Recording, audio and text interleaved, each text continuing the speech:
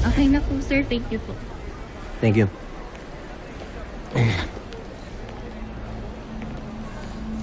Nadiskrasya ka?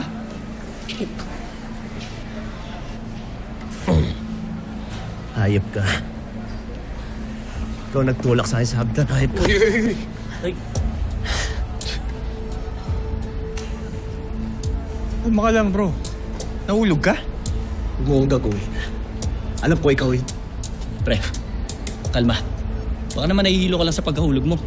Naaalala ko lahat. Ikaw yun! Bro, baka may tama na yung mata mo. Kaka-computer mo yan eh. Malino na malino pa yung mata.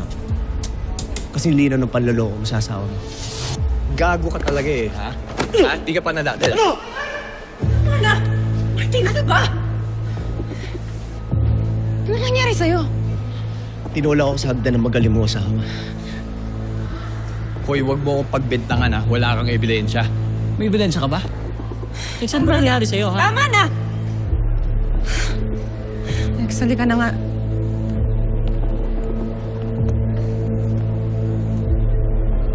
Bok, pamuntik mo na nga mapatay yun.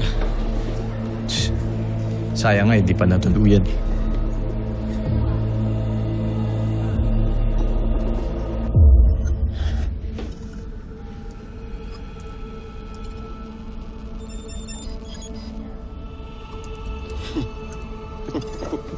Oh. Bakit nun? Walang footage. Ano may footage? Walang CCTV sa hagdan. Ano yun? Natinig yung hacker? Hindi. Binura ko. Nung tinanggal ko yung access ng hacker sa CCTV, na-off ko lahat ng CCTV ng buong ospital. Ano yun? Sabotage. Pero tol, Chip, sigurado ako si Martin yun. Relax ka lang, tol. Kung si Martin talaga gumawa niya, malamang may karma yun. Ayun niya, tama na. Kung gusto niyo gulpihin yung asawa ko, hindi ko kayo pipigilan. Pero pwede mo mag-focus muna tayo dito. I-solve muna natin to kasi nawawalan na tayo ng oras. Guys, babalikan ko yung account na binigay ng hacker para sa ransom. Given the real account, may kita natin sino yung identity ng hacker. Medyo naligaw lang tayo kay Mr. Ballesteros pero kaya na to. Okay, good.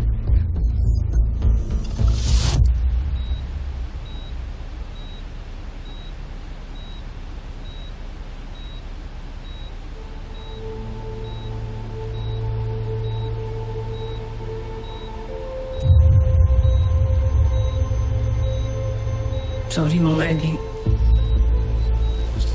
Walang puso yung hospital eh. Selfish sila. Wala silang pakialam sa mga pasyente nila. Ang importante lang sa kanila, pera. Tatapos din to.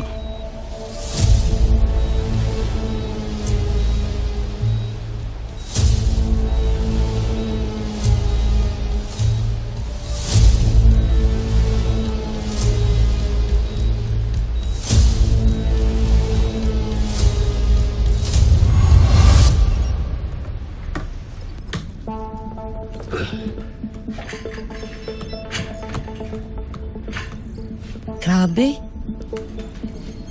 Ang hirap niyo pala talagang kalaban, no? Ang hirap niyo pagtaguan, eh.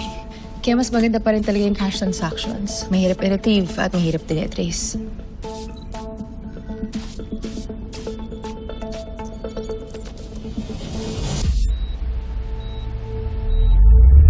Nurse Alex, hanap ka pa yun ni Doc. Sige, sunod ako.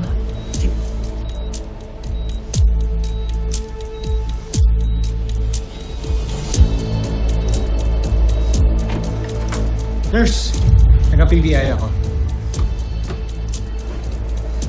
May nabanggit ka sa akin kanina tungkol sa mga hacker.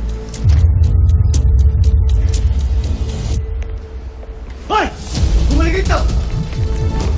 Sorry, sorry. Jun! What?